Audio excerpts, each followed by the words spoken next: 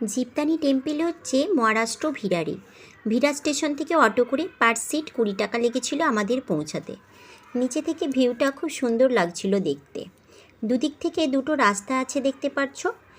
যেখানে একটা রাস্তা আছে দেখো ছাওয়া মতো, ওইটা পায়ে হেঁটে যাবার রাস্তা।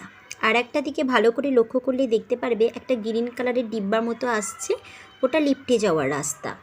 তো আমার মেয়েকে নিয়ে একটু হেঁটে যেতে অসুবিধা হবে বলে আমরা কিন্তু এবারে লিফটে করে গিয়েছিলাম।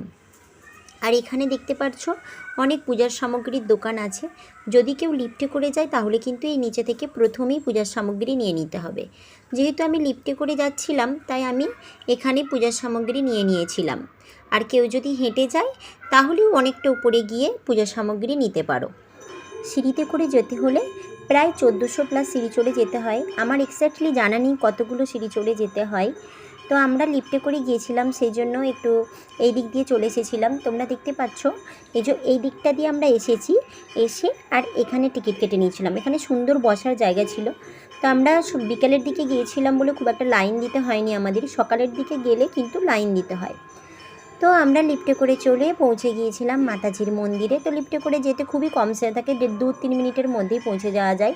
তো আমরা মাতাজিকে দর্শন করেছিলাম, কিন্তু এখানে কোনো ফটো সেভাবে তুলতে দেওয়া হয়নি, তাও আমি তুলে নিয়েছিলাম।